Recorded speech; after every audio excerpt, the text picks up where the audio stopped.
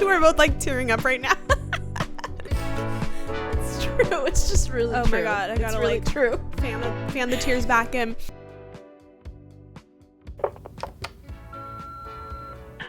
No, I'm literally obsessed. Hey besties, welcome to Literally Obsessed. It's Cassy And Brittany. Hello Everybody. Welcome to an episode we are so excited to talk about. It's been long awaited. It really has been, and we've just been so excited to cover Miss Emily Henry's Happy Place. So that's what today's episode is about, is a deep dive into Happy Place. So very similar to the other deep dives we've done before. We're just gonna show y'all a little bit of our favorite moments, favorite quotes, some songs that we have tied to it. But yeah, like really excited for this episode. Yeah, we were saying that we are going to have to contain ourselves. Otherwise, this is going to be a 15-hour episode. So we'll be on our best behavior. For all of our sakes, we will try to keep it short and sweet. Because whoever's listening to this, I don't know if y'all have plans to go that you're going to right now. Right. If you're on your way to work. We cannot be here all day. I can't make y'all late. I'm sorry. It's true. So we'll condense it. Yeah. Before we jump in, though, I did want to make sure we give it ahead of time this time, yes, a content and spoiler warning. Spoilers, we are going to be talking about all of Happy Place. So if you have not read it yet, I would suggest reading the book first. For real, I would suggest reading the book first on this one. For real, though. Even if you like spoilers, I really think that you should read it first. But it's up to you. And then content, it is a little spicy. Not too spicy, but we will comment on it, and we also cuss, and y'all know the drill by this point. At this point, do we even need to do a content warning anyway? Like, y'all should know. I just don't want to get sued. I'm just kidding. What are we cussing right now? What are we cussing right now? Dude, my mom, I think I told y'all that my mom has started watching, listening, I don't really know. One of them. Hi Mom, when you get here. And she was like, you've already said some things that I don't love. I was like what? Like Mom, talking about, I don't remember what. I know I told John, he was like, well, you guys are talking about like smut and stuff, so it's not gonna be good. I was like, everyone talks about it, right? She went, there's nothing wrong with it. You guys are talking like girls your age would talk about this kind of stuff. It's girlhood. And I was like, gosh, sorry Mom, sorry I'm a girl. What can I say? She's kind of getting on board because she is like seeing some of the fan art. I get it. She's like, this is Zayden. I'm like, hell yeah. Yeah, Mom. I'm like, you understand now. You understand it. And she is like, I think I get it. So I'm pretty proud of my mom because she did read all of Fourth Wing. She did read most of Iron Flame. She did tell me she had to stop because she said she was just getting a little too confused, which I get it. Okay, I do get it. But she said she did love whatever she read. Yeah, I bought Onyx Storm. So not Onyx Storm, Fourth Wing and Iron Flame. And this has nothing to do with Happy Place, but I did buy those two. And then she saw Onyx Storm and she went, should I buy it? I said, Mom, you haven't even read the first one. She said, but eventually I'm going to need it. So she bought it. So she has the whole trilogy at this point. It hasn't touched it. She's like, I'm too busy. She's so like me, though. Buys books, doesn't literally read and them. She said she's listening. I said, but Mom, it's going to spoil the books for you. She was like, well, I just don't have time. I was like, then why'd you buy the book? But Mom, yeah, I was like, what an icon. And our podcast can't do it justice. So sorry. We're just the aftermath of the books. Yeah, we really are. We really are. But no, really excited. This is probably one that I would tell everybody I know to read because it's not just a romance book in my opinion. It's a just overall life book. So it's true. We're going to get into it. We're going to start off with our ratings, right? Yes. Is that something weird that happened? Did you hear that too? No, sorry. I thought that our chords were crossed and I was like, we should probably, at least once an episode, guys, we hear a loud pop in our ears. I don't know what and it scares the crap out of us. We're not sure what of our equipment is like not working these days or what it is, so we try to be very careful with our movements, especially right now that Cassie doesn't have the mic arm. Sorry, no, it's okay, but we're like so stiff holding our mics because we're like, we can't move a muscle, it might pop and like ruin our audio. So if you guys want to see us have better equipment, pop off this podcast, tell your friends about this podcast. It's truly now or never to really let us soar right now, guys. Do you want to let the people know? I'll let them know. I know a couple months ago we were saying we were going through some job like transitions. Yeah. Going through another one. So just because I'm real with y'all, I got laid off from my job. Not because of anything she did. It was just a mass corporate layoff. And really sad about it, but we are being hopeful that, you know, something else will come up in the end. And now I guess I have some time to become an influencer. So I told her she's really living the dream. I guess I'm living the I was dream. like, dude, I wish I didn't have to work right now. I obviously under better circumstances.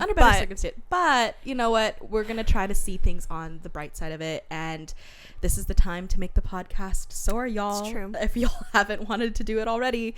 But no, it just gives me some time to like focus on all of this stuff and see what's next. But have a lot of free time on my hands. So if you see a little bit more stuff from the podcast, Cassie's doing some more work. But no, that's another reason why this book I just feel like is really good for anyone who's going through a lot of life changes. So stop now if you've never read it, go read it, come back, grab a snack, and here we go. We're going to talk about it. All right, so let's get into our ratings. Yes. Do you want to go first or do you want me to go first? Let's say at the same time because it's the same thing. Okay, I don't know how many zeros that is, so I'm gonna take a guess. Ready? Yeah. Okay, 1, 2, 3, 1 million.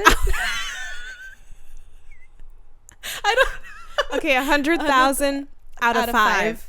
But now that you said a million, we have to do a million. Well, a million. Hold on, 1, 2. I think it is a million. Is it a million? A million has what? 6 zeros, right? Yes. Okay. So yeah. 1 million out of 5. So our rating is our rating.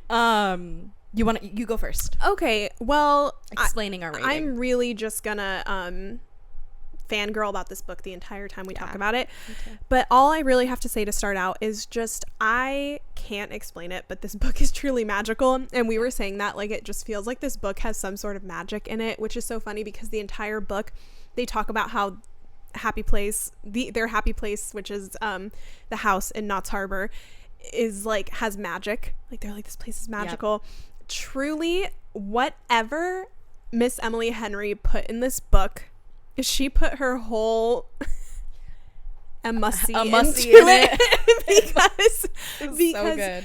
Truly, I just feel like no other book will ever make me feel this way. I loved it the first time I read it. I felt like I read it at the perfect time in my life. I again oddly felt like I read it at a perfect time in my life. I've decided I think I need to reread this book like every summer. Yeah. 100%. Because I just love it so much, and truly her writing style is just so amazing. I feel like so much of this book really hits close to home for me, at least. I loved it even more the second time, and I said she makes me want to become a writer. And truly, I was telling Cassy, like, reading this book was like super inspiring as I'm writing on my own book. And sorry if that's annoying that I keep bringing it up, but annoying. sorry, I'm working on it. But it's inspiring, and like there's so many paragraphs that I highlighted where I was like, dude, how can I emulate this in my own writing? But something about the writing style of this book, all of Emily Henry's books, but this book specifically, the dual timeline, the time at which things get revealed that perfectly coincides with what's happening in the present time. I just can't explain it. It's amazing. I literally found myself highlighting, like I said, full paragraphs because I was just like, so what? Good. How do I write to like convey that. Emotions that, you know what I mean, that I'm feeling? So yeah, that's all to start, and then we'll get into it. Yeah. Very similar for me. I did write, it's just a truly magical story. I don't know how to explain it. And the fact that she's able to just speak not only about like, you know, the romance, the love, everything that's happening between their relationship, but also just the emotional realness of what comes to like change, and like how a relationship can change, how your life can change, how you view you growing up, and how you've treated other people and how they've treated you, and how that like or just like shows when you're an adult, and how it can like really just explain everything that you do in your love languages and all of that. Just felt very real, and I think it is a really good book. Since you've already read it, we can say this, but I'm sure to recommend this to anyone who's just, you know, going through like just life in general. Yeah. I feel like there's a lot of themes that people can relate to, although that like of course it is at the end of the day like a romance book. It has a lot of good mental health meat in it. That's what I would say, is if you needed to explain it to your friend, that's the way I would say it. Yeah. But yeah, again, just what I said too is that everything, she's able to speak about how not everything can be controlled, and whatever is meant for you will come back if it is, and if it doesn't, then you have to like go from there. Yeah. But Emily Henn, we love you. We love you, literally girl. killed it every time, but this one especially just hits that little soft part. Yeah. I think in my head.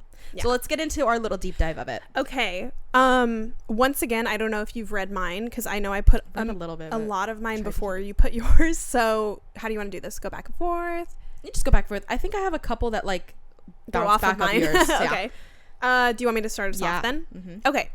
Well, I kind of already said this. It's okay. But I'll just reiterate. Yeah. I just love the writing style of this book.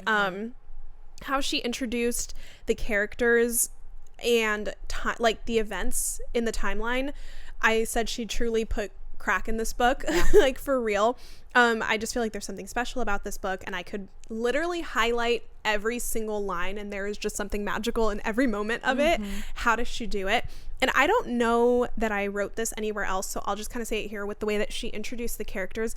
I really admire, most books focus on one person usually, but like if it's a romance book, the two people. Yeah. Maybe their issues, their development, any of that. This book did something crazy where like it focuses on the 6 friends, and somehow without it being overwhelming, we got the personalities of each friend.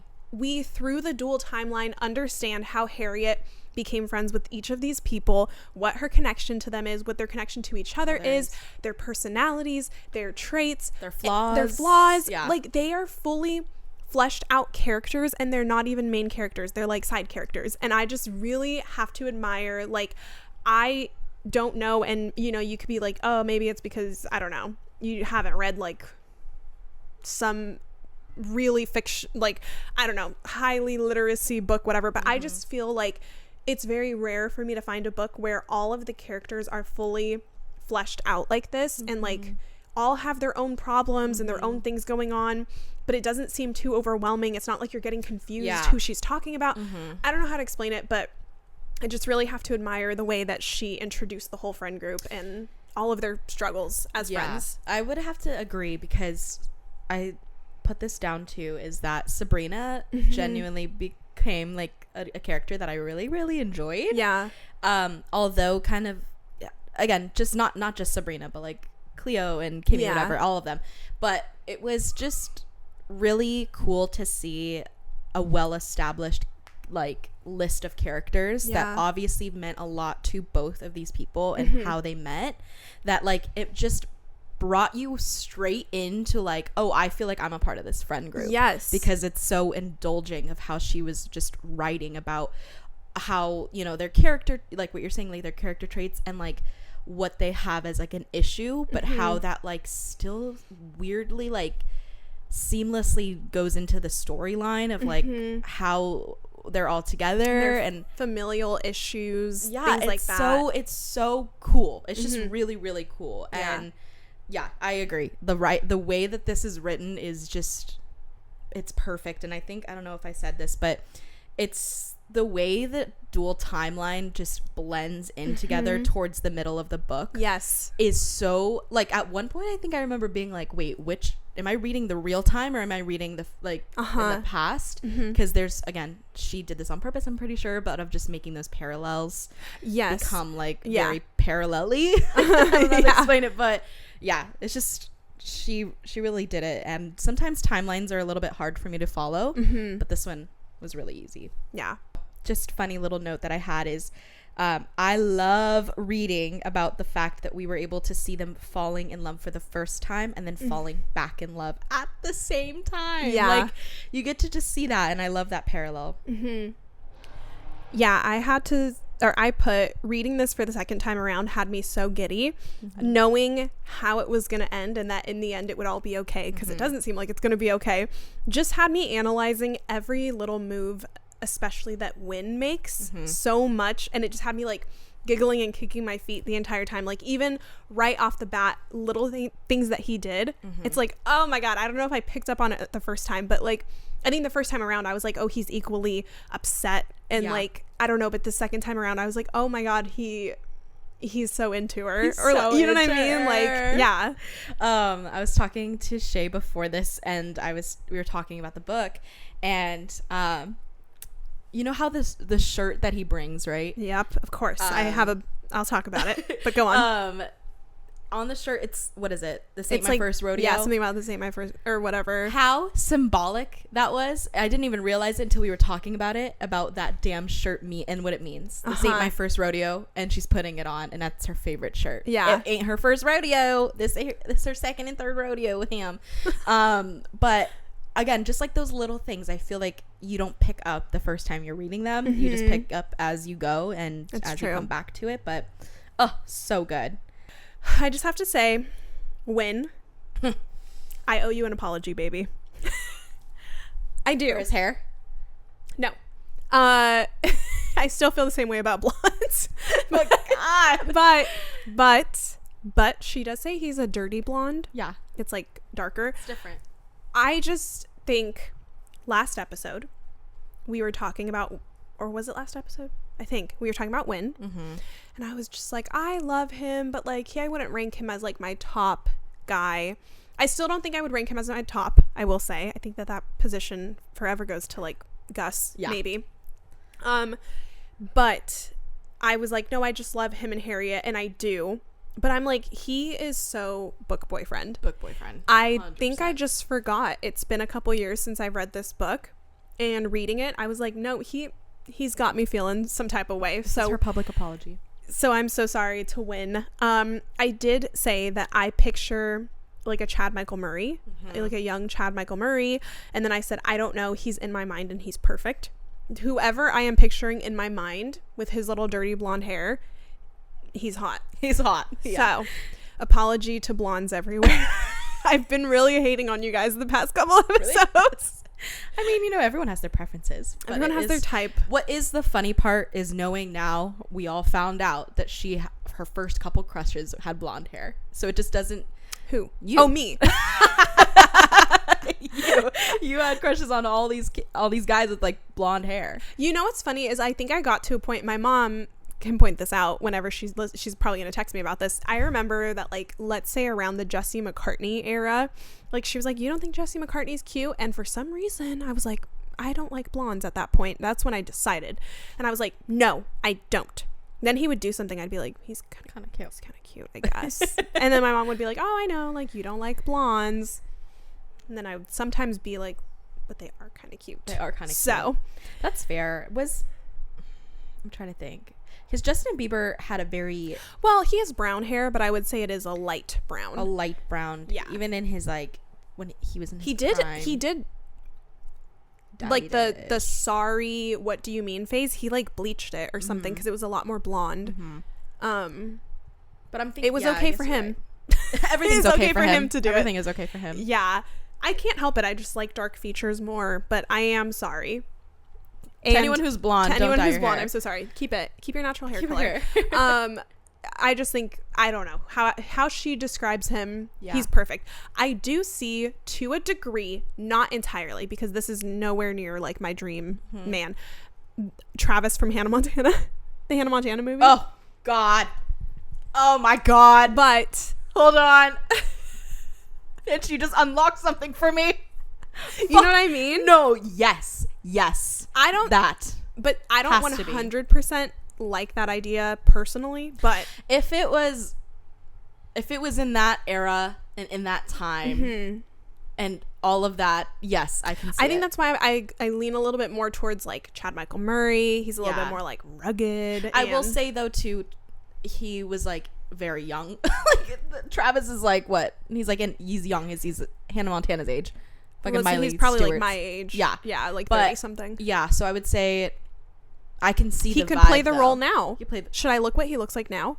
Lucas Till. That's right. Till. He was in something recently. And maybe if he No, I don't know. But I'm like, maybe if he kind of looked like that. I don't see that as Win, But though. yeah, I don't. He would play a pretty good Jack Barlow, though. we didn't even think about that. You're right. I think he could. Oh shit, you're right. He could. Okay, well, all to say, I don't fully like him as Win, but he kind of gave me vibes. Good vibes, though. Yeah. Little like Midwestern. Little Midwestern boy. Boy. But I still stick to a Chad Michael Murray-esque. I can see that. Because I think a tall, dirty blonde dude. Yeah.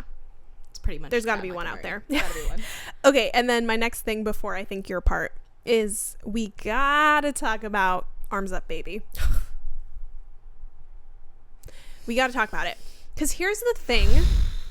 Three little words. It really has all of book talk in a chokehold. Here's the thing about this line.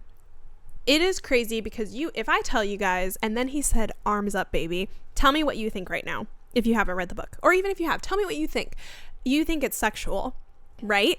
You much think, more than that. You think that this was happening in the middle of like a smut scene and like something's about to go down. Quite the opposite. Okay. She is drunk because she's in a very uncomfortable situation. Well, you guys would know this. I don't know why I'm explaining it. Like, you've never heard it. Anyway. I tell you a tall tale. She's drunk. She's thrown up all over herself. Yep. He cleans her up.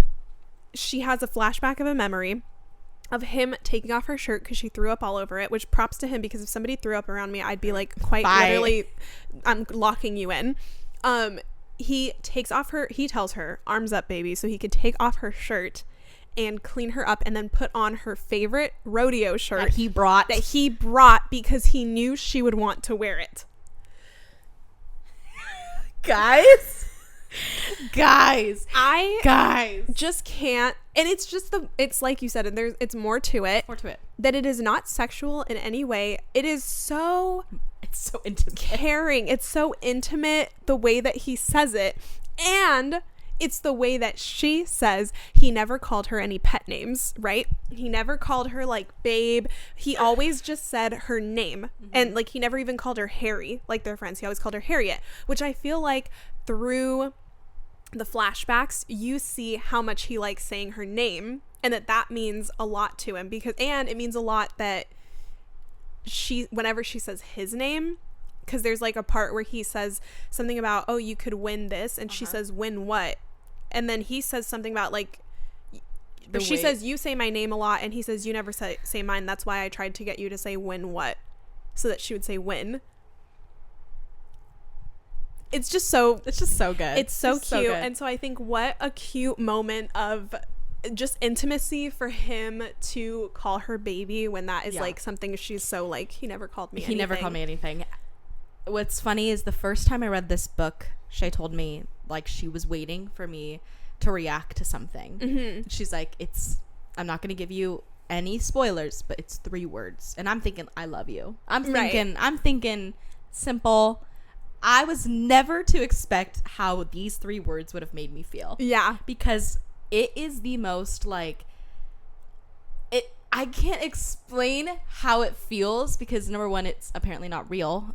I think that these people are real, but it's just like the intimacy of being so vulnerable with the person that you literally loved so much. Right. And now you're having to be in this awkward situation, but still having this like underlying care and like, I'll take care of you, like, no matter what. Yeah. I'm sick. Yeah. I'm throwing up.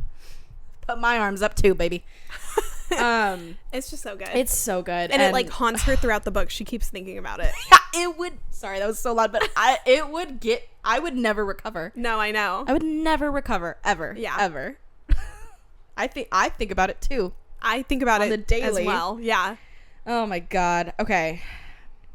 To move on, the wine cellar scene. Yep. Both of them. Both scenes. Yeah.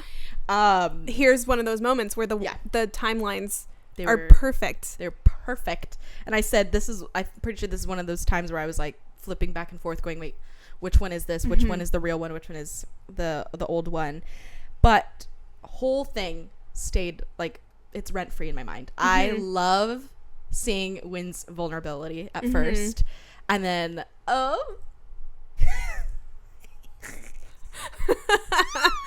like it was just, this is the part of the book where we were like itching. We were like, yeah, give us something. Yeah. And just, I can't get over like how, number one, sick it is to have a cool ass lake house that has a fucking wine cellar. I can't believe number her dad one. was selling it. Are you idiot? I would be like, I will pay any amount of money for this. I don't care.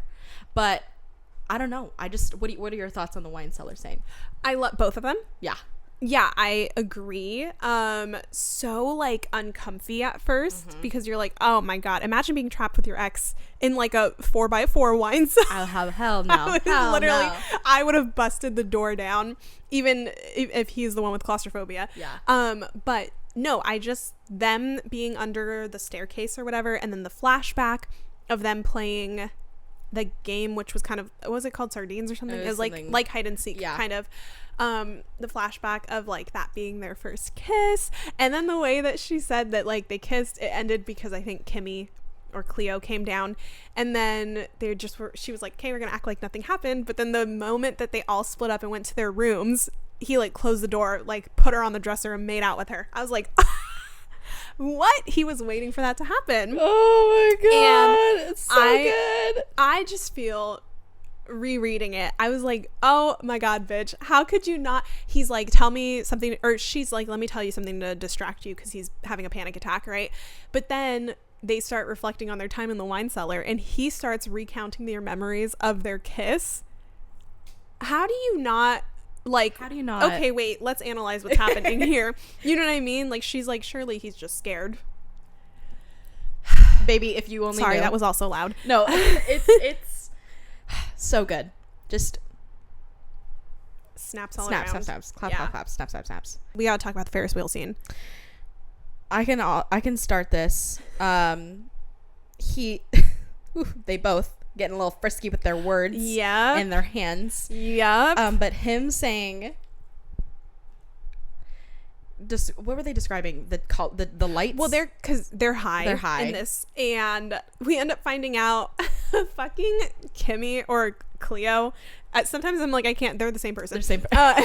No, not really, but they are like offering gummies to everybody, and then they're literally, Harriet goes like, is this gonna make me freak out? And she's like, no, it's literally not going to. Midway through that, they're already high. They're like, I should probably tell you, we got these from our neighbor. These are like not like FDA approved gummies. She's like, I would freak out. And then Harriet literally says that normally she would freak out, but she just feels such a like moment of peace and like happiness being with her friends, you know. So good. Anyway, they're going kind of crazy on these gummies because what is in them? They're on the Ferris wheel, and they start explaining like, these colors are so cool, I could taste the colors. And when then says something about her dress and how he feels like he could taste her dress, and he like goes and touches like the fabric of her skin, and he's like rubbing her thigh. Soft, delicate, so fucking light, it dissolves on your tongue. Okay, which body part are you talking about? Then after this, no, because then this is the part that I would be like, get me off this fucking Ferris wheel, I'm gonna pass out. She says that he lowers his mouth to her arm and he bites her shoulder to bite the strap of the dress. Y'all would have Thank you so much for watching today, guys. What the hell? Y'all would have to pry me off of that Ferris wheel. I was quite the opposite. I said I think I would jump off the Ferris wheel. I would do it right there and then. Wouldn't give a fuck. Wouldn't give a goddamn at all. I literally wouldn't give a damn. No, that's so fair. The whole world would go full on blank for me. I just don't know.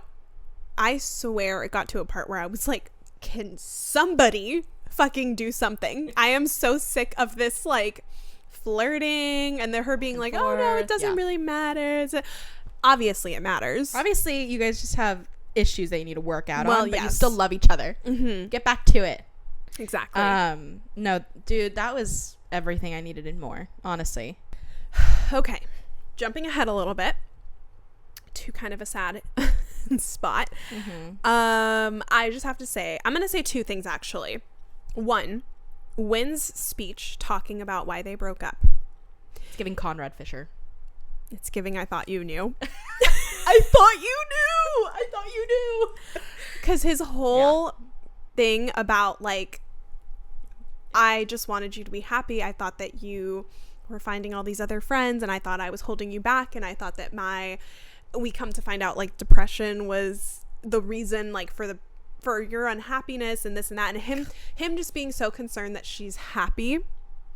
And then like kind of being like Harriet, like, because she's like, what did I do? What did I do to make you like stop loving me or whatever? It was literally like, I thought you knew it was never your fault. It was me. And God, then the miscommunication trope. And I literally have that written down. Where do I have that? Whatever. We'll get to it when we get to it. But it was also just her still being able to be like, I want to say all these things to him, but still holding on to that part of like not being able to, you know, and she gets there eventually, but not being able to tell him like how she felt back. And so then it just being like, okay, well then I guess we have like 2 more days together. God, no, because I actually have a whole rant about like how I feel, how she views her like love and stuff. But I just think Wynn, get after your bitch. Go and grab your bitch. Yeah. And tell her, come on over here, Conrad Fisher. Okay. Yeah. Just saying, like, just, I don't know. You can tell, like, the hesitation. Like, you can feel the hesitations from all parties. Mm-hmm. And it's just like they were right there. Like, they were right there from just revealing it at that point. But then it just took her a little longer. Yeah. To, like, get to that point. And then going off of that, she does reveal, like, I tried so hard to move on from you. Like, I tried to love somebody. I even tried to like somebody. I went on dates. I kissed somebody. She slept with someone. I'm sick. I forgot that little detail, and I read it and I said, stop. I reread it again and I said, Harriet. And I'm not trying to say this is like cheating or anything. They were definitely broken up and who knows when it was, but I'm like, Harriet, no. I can only imagine how Wynn took that information that he was never with anyone else. He was never with anybody else after. She had every right. Yes, that's the thing. I totally understand. But I really do. Can you imagine being in that spot? It just made me like sick to my stomach. I was like, I got betrayed. Literally, I was like, Harriet, you have betrayed all of us. What does Wynn's face look like? Poor baby. Poor thing. Little baby. It's just crazy because probably to her, she thinks he's dating somebody. Yeah. They clarify that they're not. But fuck. Also just him not really being jealous, but kind of projecting about the other Martin and him being like, it was easy to just kind of blame our breakup on that. I would have been spiraling if I was Wynn. And then my partner said, like, I even tried to sleep with somebody after. I'd be like, fuck, was it the person I was scared of? Yeah. Like, who did she? It's never revealed. That's all that's ever mentioned of it. I think it had to have been someone. I think it was somebody random. Yeah. Like a hookup, like a one night stand or whatever. But yeah, that's rough to hear. Dude, and it's like hard because you're like, well, obviously they had the right to do it. Yeah. But it's just hard to think like you would ever be able to be comfortably intimate with someone else like that. So like not quickly, because I don't think it was super quick. No, I mean, it was they've been broken up for 5 months. So I mean, I put it at personally, I say it's probably at the 3-month mark. Because you're starting to get over it. You're starting to feel confident. Yeah, exactly. Like she doesn't strike me as somebody that would do it right away. I think it was probably 3-ish months. I agree. Later. I can imagine how hard that information to take would be. Mm-hmm. No, so bad. Okay, so here's where we really start getting into the sad fucking parts of this book. Okay, and this is why I feel like people are like, why is it called Happy Place? It's so sad. Guys, yeah, I have a point on that. Whatever. I do too. That's my last point. But I do have to say, so let's talk about their friend fight. This is when they all want to get matching. Well, sorry, Sabrina wants to get matching tattoos. We end up finding out that sorry, someone weird came to my door. I was like, who is that? No, you're good. Cleo doesn't want to, which we end up finding out later is because she's pregnant. She hasn't told everybody. Wynn and Harriet don't want to because they're broken up. Whatever. They get into this whole fight and the girls are fighting. And I just have to say, in this moment of their fight, it breaks me because I really feel like I am in this fight with them and fighting with my friends, and I just so hardcore relate to Sabrina. For real. A little bit of Harriet too, but I think that that's why this book hits so hard for me, and I think that's why it hit so hard the first time I read this, because they are all like early 30s, so like me now. But Sabrina is trying so hard to hold on to this friend group and not being okay with the fact that they are all growing apart and they're growing distant from each other. And Cleo is mad because she holds on to like doing the things that they always did every summer, and Cleo's like, we barely even got to talk or catch up, and we're changing and we're different, and you just have to accept that we're not like kids anymore. And Sabrina takes that so hard, and it's just like, I totally feel that like nostalgia of wanting to be like, let's relive the good old days, or let's do this just because that was like nostalgic to us, because something you but it's like having to face the harsh reality that this whole book is literally a coming of age, like time doesn't stop, we are like growing and changing, weird second puberty time, literally. Like, you can tell, like it's just very and it's just, we do have to face that like we are growing up, we all live in different areas. And I also hardcore relate to her being like, if it was up to you guys, we wouldn't even be friends anymore. I'm the one that plans the trips, I'm the one that plans the transportation, because we know this, but like I feel like both of us do, but you know, like I am always a very like a planner. I've always been the planner in any friendship that I'm in.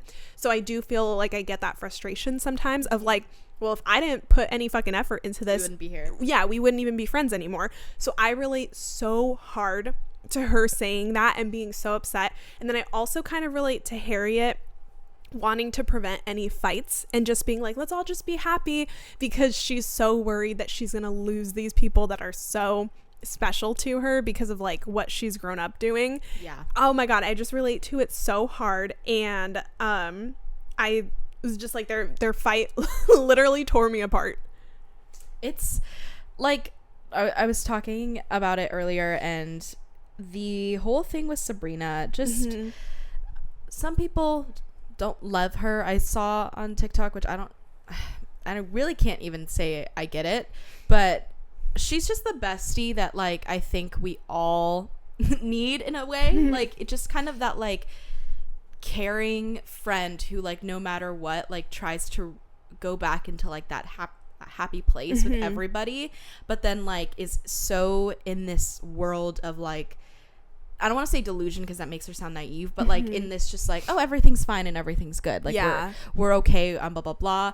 And then her being so like involved in trying to get them back together, but then also being so afraid of her own commitment issues at the same time. Like I just feel like she had just a really good, out of all the friends, she stood out of course to me more. And I think that she just had a very real like friendship with the rest of them. And I think it was a very adult friendship. However, she just didn't know how to navigate that, which is real, because like when I have friends that I've been friends with since I was little, so it's like you get that weird way of like, how do you make your friendship an adult friendship, or like, you know, like still keep that young, like we can't hang out every day like we used to when we were kids. Exactly. So I think like it's just a really beautiful way, and that damn fight is really hard to hard to read, because it felt so like inverse, like you could just experience it with them, that like all of their frustrations were all being just let out all at once, and you can tell the pent up throughout the book.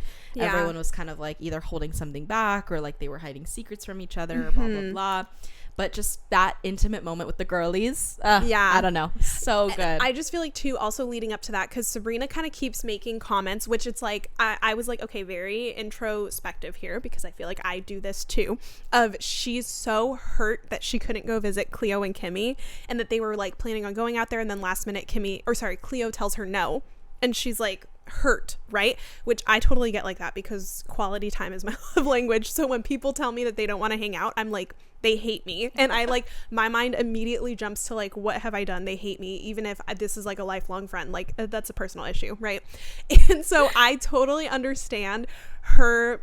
That is how I would handle it too. Well, I'd be like, well, I wanted to go out and visit my best friend, but, and then it's like, it's pissing off Cleo, because obviously Cleo has a secret, which, you know, she should have told, but whatever, it doesn't matter. But I was just like, I can relate to that too, where I would have like pent up rage about it, that I would be making comments about like, well, I wanted to go visit my friend, and then that would piss off my other friend because it'd be like, okay, stop fucking throwing me under the bus. You know what I mean? But I was just like, oh my gosh, Emily Henry, did you write this about me? Is this fucking play about us? It's quite literally how I feel when I read the book.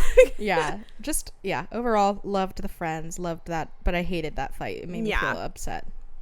So on the subject of fighting, I think that Wynn and Harriet's fight was actually so beautiful. It was like, I don't know how to explain it. Magic. I just think it's the most realistic miscommunication, if you want to call it that, like miscommunication trope I have ever seen, where it was one person in the side of the relationship saying he felt like he was dragging her down, like she was so unhappy. He saw how happy she was when she would hang out with her other friends, so he was like, I should leave because I just want her to be happy, even if it's not with me. But then to her, also to him, it seemed like she's not putting any effort into this. She's not fighting with me, she's not fighting for me to stay. When he was like not being able to make like their FaceTime dates and stuff, she was like, it's totally okay. So he's like, okay, so she doesn't even care about me, but she doesn't have the heart to break up with me because I'm going through things. So then he's like, I'll make it easy, I'll just break up with her. But to her, this came out of like left field because she knows he's hurting and she doesn't want to be a burden on top of that by adding in that she is feeling these emotions. And so she's trying to go along with whatever he says of like hanging out with friends or whatever, and being like, it's totally not a big deal that you can't visit, even though it's hurting her.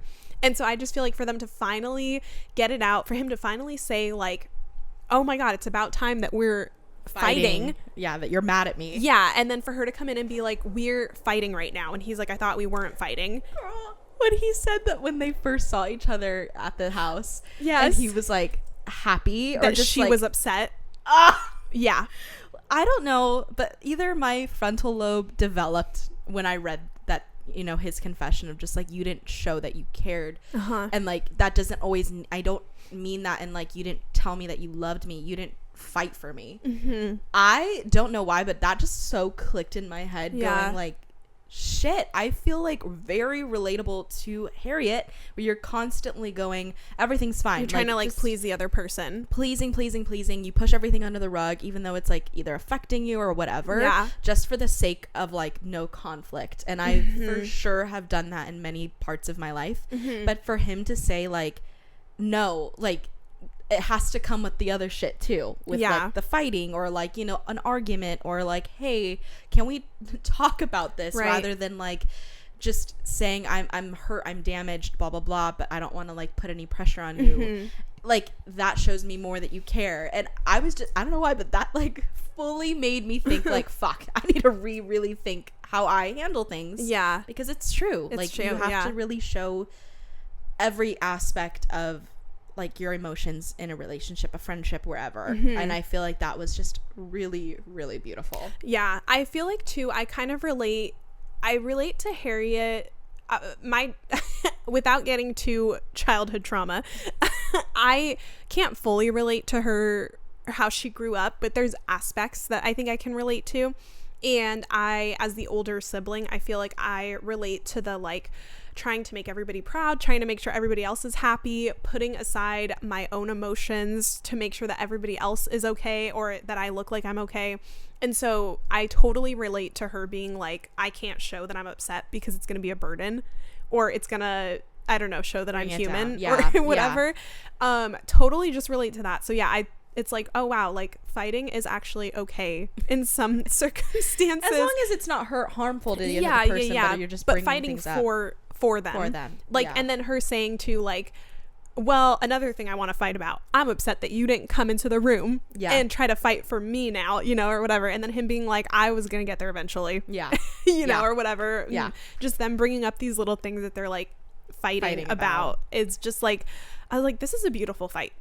Yeah, because it's just showing like the other person knew that they cared for each other, but they just weren't able to show it in the right way. I think like it just is like they just needed to figure out, again, that miscommunication, of everything. Okay, so I just want to touch on Harriet's mental health as we're talking about it.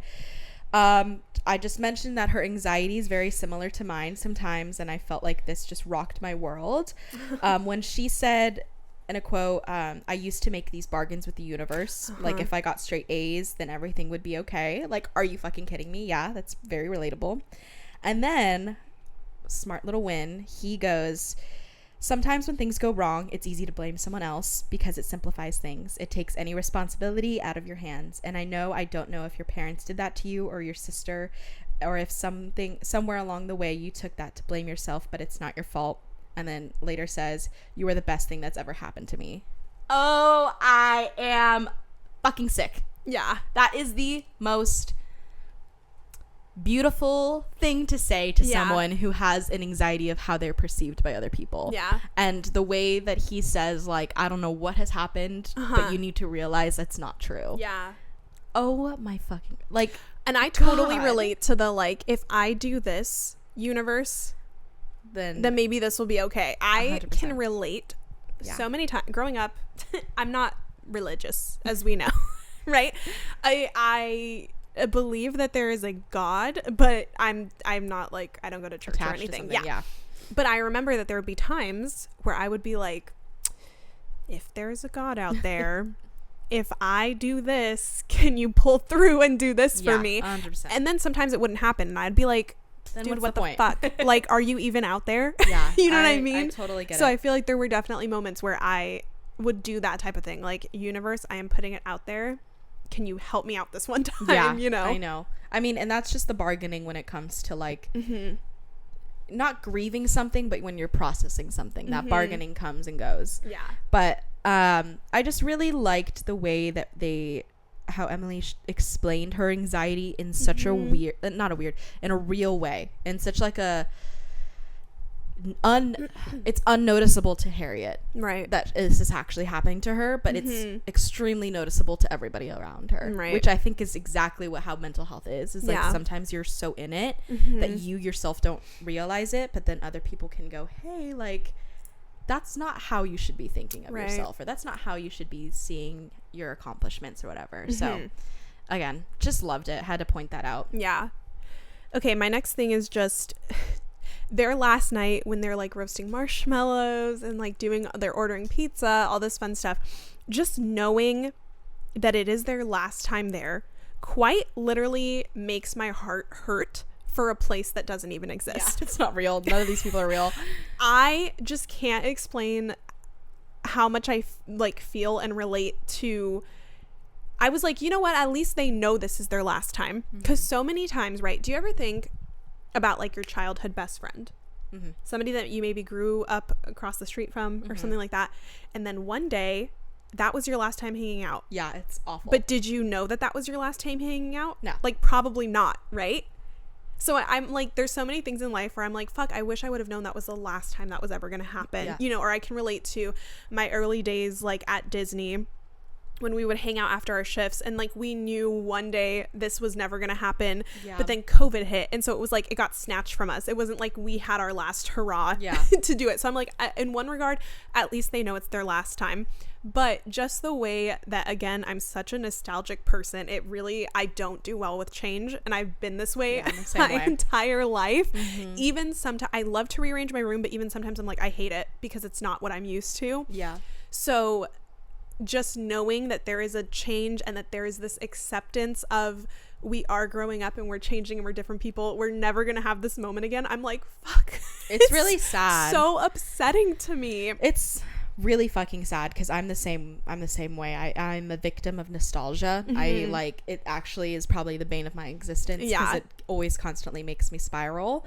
But I don't know, learning that you just gotta, like, be happy that you've had that, but now that can't inhabilitate you to not have anything as good as that too, like, in the future. So it's just, nostalgia is it's a mind's game. I tell you. I did think it was a beautiful moment when Cleo is like, we can still come back here, like, we can come back and like we have to show the baby, because next time they hang out, well, probably as a group, they're gonna have the baby, right?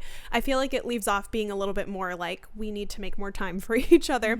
But it's like they're gonna have a kid, so she goes, we have to show the baby the magic of like this place, right? But then I was like, what a character transformation, what like a moment of moving forward for Sabrina to go, or we can go somewhere else and like have a new experience with each other. I was like, fuck, that's just beautiful too, because you know that like the realness and the real magic of it is the friendship, and it's everyone bringing something to the table in that friendship, and you can tell doesn't matter, it's not attached to anything physical, it's just all within their own selves, which is that's their happy place. The happy place is the friendship.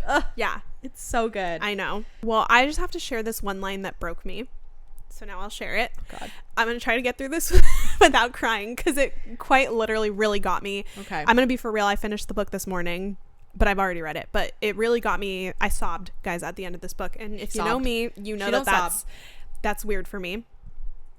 It was a line about syrup and actually, let me pull up, hold on, because I wrote half the quote, but I think I need to get the whole thing for you guys just so you can fully understand. So what's happening in this scene is she's moved to Montana, and they are going to get like pancakes, and there's this whole place that like sells syrups and stuff like that. And so they're trying the syrups, and then it's for Gloria's birthday, Wynn's mom. She tastes the syrup and she says that it tastes like camping, and then she starts tearing up because Hank, which is Wynn's dad, has passed away, and she says that when they were first dating, they didn't have any money and they used to go camping. And then she says, like, even when we were married for decades and we still didn't have any money, we would still go camping, right? And so then Wynn is like hugging his mom and comforting her, and then Harriet thinks, I understood then the immense honor it is to hurt like she does, to have loved someone so much that the taste of maple syrup can make you cry and laugh at the same time. Okay, and I'm crying. How beautiful. God, it's so good. It's specifically the line, I understood then the immense honor it is to hurt like she does. Because it's like, it's so true. How, again, just how beautiful that it's like, you don't think about like, wow, what an honor to love somebody that much. Or like when somebody passes away, it's like, that's obviously a hard fuck, I'm trying not to cry. No, I'm gonna cry too. That's a hard thing to get over, but it is like, what an honor it was to know that person. Yeah, you know what I mean? It's like a little bit overwhelming to think like, there's like a Winnie the Pooh quote I think too that says like how lucky am I to have something that's so hard to say goodbye to. And it's like the fact that like we're both like tearing up right now. It's true. It's just really true. Oh my god, I gotta really true. Fan the tears back. And when I was reading this morning, my boyfriend was like, "Are you crying?" And I was like, "Yeah." And he was like in a totally different room of the apartment. He was like, "I can hear you sniffling." It's true. You never know what you have until it's gone. It's true. Yeah. And for her to just say it's that, like, she understands, like, it's true to have the honor to love somebody or something so much and then feeling so hard to attach from it. It's a lot. It's a lot. I just, oh my god, I wonder if Emily was sobbing when she wrote this book, because someone had to. She probably wrote that book and she went, I really popped off right there. And you did, girl. Because holy crap, I can't from that point until the end of the book I was crying. Every part of them talking about Hank, yes, it was a fucking mess. Yeah, because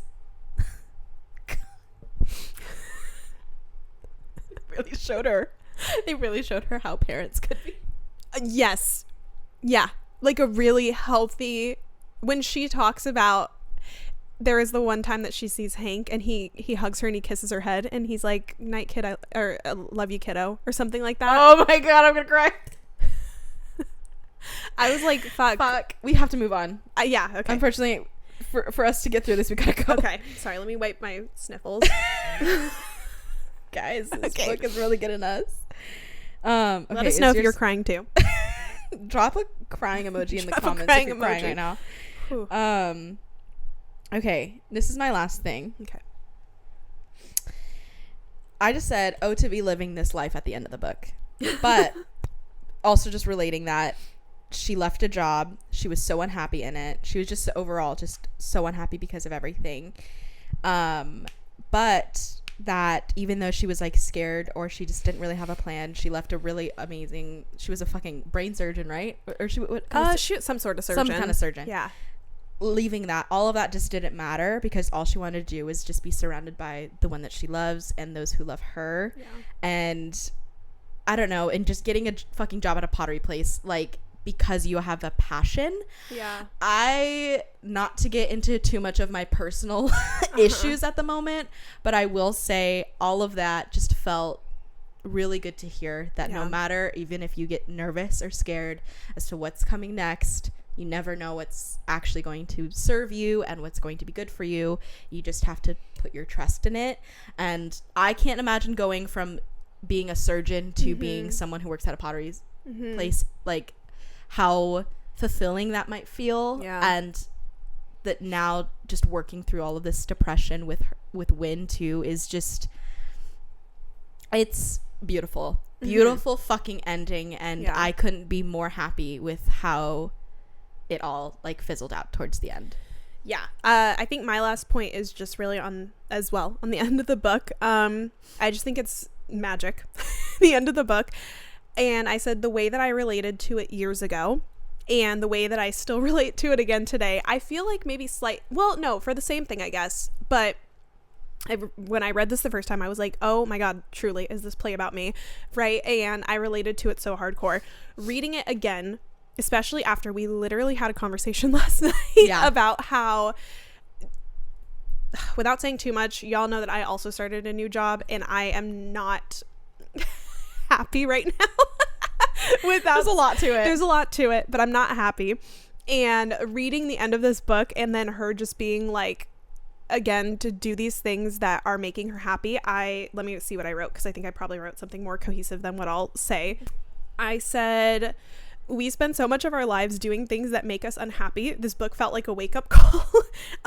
People who are pissed about her quitting her job as a nurse need to be for real. It made her so unhappy the entire time, and she only did it to make others happy. So it's time that she finally made herself happy. She isn't choosing Wynn like her mom thinks, and I know that there's a lot of people who are like, she gave up her whole career for a man. She isn't doing this for Wynn. She isn't choosing him or doing this for him. She's doing it for herself and to finally in her life be surrounded by people that love her. And I just think that's so beautiful. It's like she grew up in such a toxic, not to say her parents didn't love her, but maybe they loved her the wrong way. Yeah, they did not, you know, they didn't like cater to her needs, her like emotional needs. Yes. They like were able to, you know, be parents, I guess, but it just wasn't enough for her to emotionally be developed you know, and it put a strain on how her relationship was with her sister, with like everyone else in her life.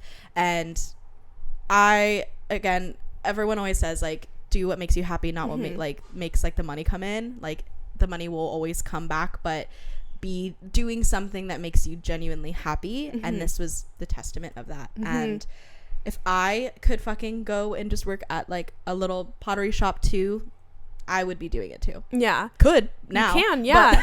Well, I feel like that's kind of what we were talking about yesterday, is we were just like, oh my God, there's so many things that we want to do, right? And life goes by so fucking fast. I was like, at 30, surely I'm going to be so successful in this and that.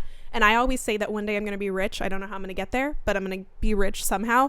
But we were talking about how we have all these dreams of like, we want to get back into acting. We want to take an acting class. We want to open up a bookstore. We're writing our book. We want to do this. And it's like, oh my gosh, I just wish that I could like spend time doing these things that make me happy. And then it's like, there's the part that's like, I could take the risk, but like, whoa, I should be an adult. I have to pay rent at the end of the day. But it's a lot to think about. Yeah. It's a lot to think about, but it just really hit home of like, stop wasting your time doing things that are making you unhappy and start living. Yeah. So I don't know. Is that your last point? That was my last point. Okay. Let's get in the damn favorite quotes. Okay. I said that I'm just going to read them off my Kindle because I think I have too many. So if you want to start, I've got 3 off. I think that we did write one of the same. So let me just look through which ones I actually want to read. I just think this is a testament to the way that Emily Henry writes. We talked about this in a previous episode, I can't remember, but the way that she explains her like metaphors for things. Yeah. So it says, this from chapter 2, this is Harriet. Meanwhile, I'm basically a walking, breathing soda bottle. No, I'm sorry. Let me restart. Meanwhile, I'm basically a walking, breathing bottle of soda into which a Mentos has been plopped. Panic, fizzying up, threatening to spew out of my cells. It's fucking amazing. It's like, you know what that feels like, but it's like, wow, the way she wrote that was beautiful. Was a really good metaphor. Yeah. For how I'm feeling. Yeah. So good. My first quote is, I'll say this one. Chapter 23.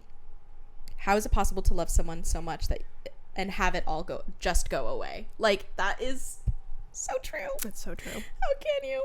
But they came back. Okay, let me say these two little ones real quick. One is from Okay. chapter 4. This is Harriet's. I just love this. He uses my name a lot. Every time it's like a voice plucks a too tight string in a piano deep in my stomach. Okay, this is Win, because she talks about how she cleans when she's nervous, and so he's like, so I make you nervous because you're always cleaning when I come in a room. She's like, no, right, or something, and he says something about like, don't worry, you make me nervous too. And she questions it, and he says, just because you don't see me grabbing a mop every time you walk into a room doesn't mean I don't notice you're there. He's always looking for her. Guys, sorry if you're just listening to this and you hear silence, it's just us geeking out. Yeah. It's just us going with our faces. Oh my god, I love him. Okay, my next one is it's chapter 21. I think you used this in the last episode, right? In every universe, it's you for me, even if it's not me for you. Yeah. That is probably the summary of the book, I would say, because that is real love to go, even if it's not me for you. It gives everything everywhere all at once. No. And if you haven't seen that movie, skip ahead like 20 seconds. Crazy. But in the very end, she is talking to one of the versions of her husband in a different universe, and she says something about like, you wouldn't want to be in my world where all we do is like laundry and taxes, because she's so sick of that world. And then he says, well, in another universe I would have loved to do laundry and taxes with you. And I remember I like started crying at that line. How beautiful. It's love is the little things. It's like the life things that you do every single day. Fuck. Okay, I'm not gonna get worked up. Okay, chapter 10. This is from Harriet, and she says, he's become my best friend. I'm so sorry, I can't talk, I'm emotional. Okay, he's become my best friend the way the others did, bit by bit, sand passing through an hourglass so slowly it's impossible to pin down the moment it happens. That's fucking beautiful. It's giving Conrad Fisher talking about falling in love with Belly. I would say that's pretty all around the way he explains her. Very Conrad Fisher-y. Very Conrad Fisher-y. Okay, my last one is chapter 23. I was always waiting for something terrible to happen. That is a sad quote, but I had to put that in there because I think that is very accurate to her anxiety, and just to anyone's anxiety if they ever feel scared about what's to come and what's waiting for you. So I just had to put it out there because Emily Henry, I don't know how you took that out of my brain without me knowing. So good to know you have telepathic powers, bitch. It's true. I do just have to really quickly comment on something I said last episode where it was the like, you're like gravity, my mind's always got one hand on you. I think I said it was Harriet. It's actually Win, and I would like to clarify that was Google's fault. I read it and I went, did I say Google. that was Harriet? If I did, this is my public apology. It was Win that said that. Google lied to me and I didn't fact check, and I should have. So don't trust AI, kids. Nope. One more for me. Chapter 33. Who says this? It's just Harriet thinking. Everything is changing. It has to. You can't stop time. All you can do is point yourself in a direction and hope the wind will let you get there. Oh. Fucking beautiful. Poetic. God, I'm gonna have to really reflect on that one. I forgot about that one. I just think it's beautiful, and that's hard for, again, somebody like me who hates change. And yeah. Okay. Let's move into your final chapter. Are we gonna go back and forth? Do you want me to say mine? Go with all yours. Okay. Because I just have 2, but I have many reasons for both of them. I have so many more that I could have added to this, but anyway. It would have been long. All right, first up I have Young Blood by the Naked and Famous. This song just feels like nostalgia to me. I love that this song. feels like the happy moments I haven't heard that of song in a long time. Yeah, I would listen to it and I was like, this is a beautiful song. The song just really reminds me of the happy moments, like maybe after they're getting married or when they're jumping in the pool and everything seems fine. It just feels like such a happy song that makes me nostalgic, makes me think of like 2016. I don't know, 2016, 2015. It makes me think that everything is going to be okay. That's all. Okay. Next one, Saw You in a Dream by the Japanese House. Felt like it was reminiscent of their relationship, and it's a great song. That's all.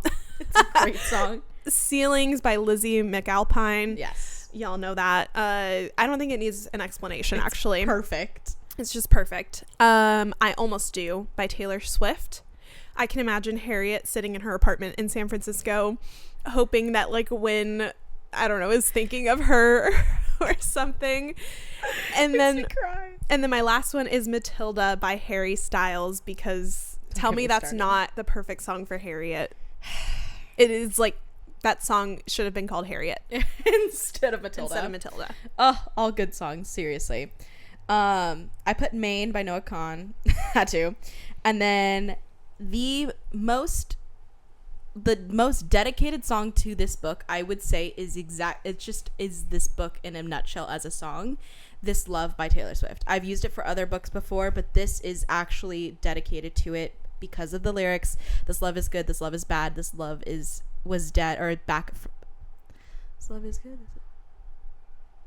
This love is alive, back from the dead. Oh. Specifically that part. Which is exactly what this is. Yeah. And throughout the entire song, it just talks about always like love coming back to you, and that it is now just even more of like a breath of fresh air to have it return. And I think that is exactly what this book is about. Yeah. And every time I listen to that damn song, I think about this damn book and I always cry. For real. So we're not going to play the song, but that was our very long deep dive. Yeah, we did better than I thought we were going to. I thought we were going to do an hour and a half, but yeah, for those who did stick around and listen to the entire episode, you are a damn trooper. Yeah. Proud of you. But thank you so much for all joining us on our little deep dive here. We hope you enjoyed it, and we hope you enjoyed that book, because we know we did. And I'm going to probably reread it in the next 6 months, but yeah. We will hopefully have another deep dive coming out. We have another deep dive coming soon with another Emily Henry book. We won't reveal it just yet, but there will be one coming soon. Yes, and we have a couple other episodes coming up that are just a little fun, bookish vibes, but we hope you guys enjoy all these deep dives. Again, if you have any book recommendations, let us know. Comment them in our TikToks if you need, that we see them wherever they pop up, but just as a that's one that we see a lot on TikTok. Yeah. But if you guys have any other recommendations of what content you would like us to see, let us know. Our DMs are always open. But we hope you guys have a wonderful day, wonderful week, wonderful night. I don't know what time, if you're in the shower listening to this, I don't know what you're doing. But we'll see you guys next week for another episode. Everybody. Bye, y'all. Bye. Mwah.